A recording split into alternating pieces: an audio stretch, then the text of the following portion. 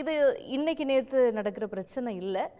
தொடர்ந்து ஆளுநர்கள் மாநில அரசுக்கு எதிராக பயன்படுத்தப்படுகிறார்கள் என்கின்ற குற்றச்சாட்டை எதிர்க்கட்சிகள் ஆளக்கூடிய மாநிலங்கள் முன் வச்சுட்டு தான் வராங்க. தமிழ்நாடு விவகாரத்தை பொறுத்த வரைக்கும் 2020 23 வரைக்கும் ஒரு 12 மசோதாக்கள், அது மட்டும் இல்லாமல் அரசினுடைய பல நிர்வாக ரீதியான விஷயங்கள்ல ஆளுநர் தலையிடுறது, அரசியல் கருத்துக்களை தெரிவிப்பது என்று பல பிரச்சனைகள் இருக்கிறது. இந்த தருணத்தில் உச்சநீதிமன்றம் தெரிவித்திருக்கக்கூடிய கருத்துகள் என்ன விளைவுகளை ஏற்படுத்தும்? இது ஒரு பெரிய தாக்கத்தை ஏற்படுத்துமா? திங்கட்கிழமை நம்ம எதிர்நோக்கலாம்? ஆளுநர் ஆர்.என். ரவியை பொறுத்த வரைக்கும் இது போன்ற சர்ச்சைகள் அவருக்கு புதிதே அல்ல.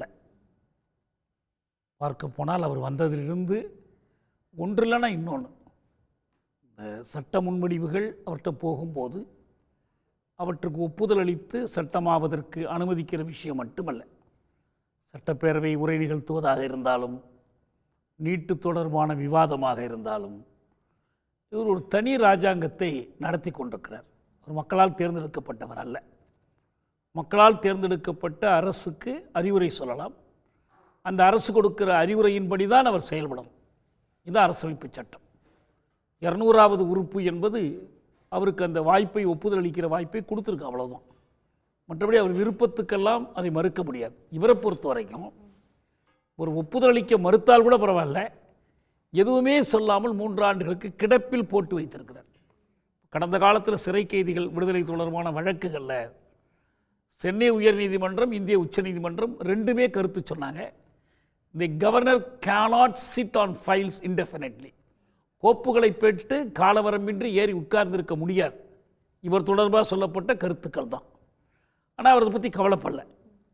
அந்த 7 விடுதலை தொடர்பான வழக்கில் உச்சநீதிமன்றம் சொன்ன ஒரு வாசகம், he has erred in constitution.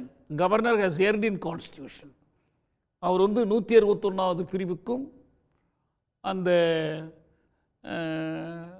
71வது பிரிவுக்கும் 161க்கும் 161க்கும் இவர் வித்தியாசமே தெரியல. 161 படி தன்னிட்ட வந்த கோப்பை 72 படி குடியரசுத் தலைவர் முடிவெடுக்கட்டும்னு அனுப்புகிறாரு. அப்போ இது அரசமைப்பு சட்டத்திலே பிழை, ஏன் முதல்ல அனுப்புனீங்கன்னு கேட்டாங்க. அதை பற்றிலாம் அவர் கவலையே படலை. அதே வழக்கு இன்னும் 2 பேருக்கு மிச்சம் இருந்து மீண்டும் வழக்கு விசாரணைக்கு வரும்போது மீண்டும் அதையே செய்தார் அவர். ஆக அவர் இதுக்கெல்லாம் கவலைப்படுறவராக இல்லை. ஏதோ ஒரு மழை பெஞ்ச மாதிரின்னு சொல்லுவாங்களா, அப்படி தான் இருக்கார் அவர். அதுக்கு என்ன காரணம்? இப்போ நீங்கள் சொன்னீங்க, இவர் மட்டும் இல்லை, கேரளாவில் அரிஃப் முகமது கான் இதையே தான் பண்ணிக்கிட்டு இருக்கிறார். இந்த மேற்கு வங்கத்தில் யார் வந்தாலும் இப்படி பண்ணுறாங்க. அது என்ன குறிப்பாக பார்க்கணும்னா, எதிர்க்கட்சிகள் ஆளக்கூடிய மாநிலங்களிலெல்லாம் இது நடக்கிறது. மற்றவங்களோட இவர் கொஞ்சம் கரடு முரடாக இருக்கிறாரு, ஒரு நாசுக்கு நாகரிகம் இல்லாமல் நடந்துக்கிறாருன்னு ரவியை சொல்லலாம்.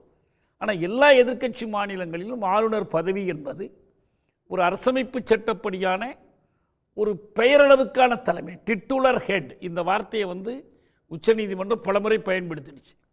இதே சிக்கல் தொடர்பாக மிக அண்மையில் பஞ்சாபிலிருந்து ஒரு வழக்கு வந்துச்சு. அந்த வழக்கில் உச்சநீதிமன்றம் என்ன சொன்னிச்சுன்னா, நீங்கள் சட்டம்லாம் இயற்ற முடியாது ஆளுநரே, அவங்க இயற்றுகிற சட்டத்திற்கு ஒப்புதல் அளிக்க மட்டும்தான் உங்களுக்கு அதிகாரம் இருக்குது. உங்களுக்கு சந்தேகம் இருந்தால் விளக்கம் கேட்கலாம்.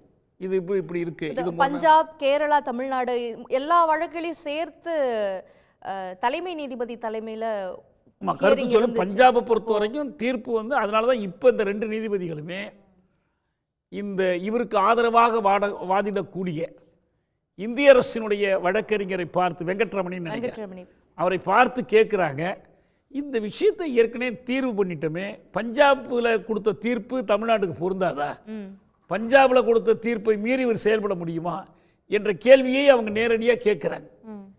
ஆக மொத்தத்தில் இந்த ஆளுநரை பொறுத்த வரைக்கும் அவர் விருப்பத்துக்கு ஒரு பக்கம் செயல்படுறதுக்கு ஒரு பக்கம் இருக்கட்டும், இன்னொரு பக்கம் என்னன்னா, இந்திய அரசு, பாஜக அரசு, பாஜக கட்சி, அந்த கட்சியினுடைய ஒரு கைக்கருவியாக, ஒரு அரசியல் கருவியாக இவர் செயல்படுகிறார்.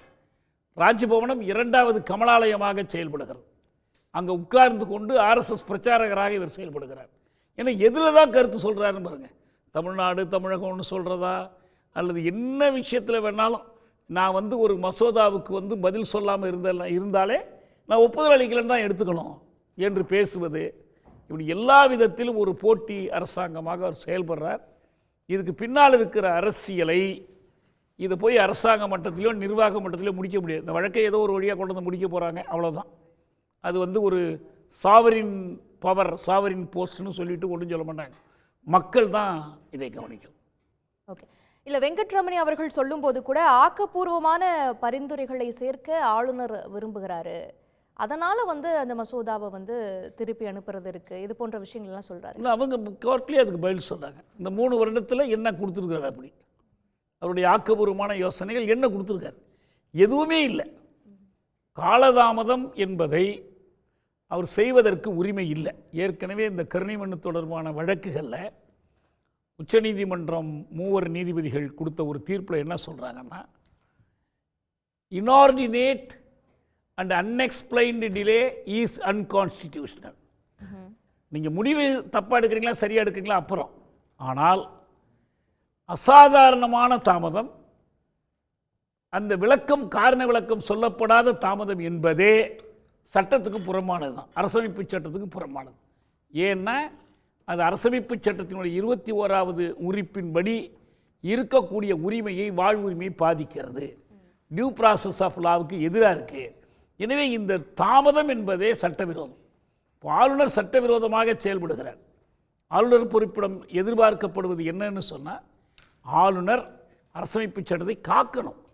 அமைச்சரவையோ முதலமைச்சரோ அதிகாரிகளோ சட்டத்தை மீறி போனால், இல்லை நீங்கள் செய்கிற தப்பு, இதுதான் கான்ஸ்டியூஷன் என்று சுட்டிக்காட்ட வேண்டியவராக இருக்கணும். ஆனால் இவர் என்னன்னா, இவர் விருப்பம் போல் அரசமைப்பு சட்டத்தை காலி போட்டு மிதிக்கிறார்.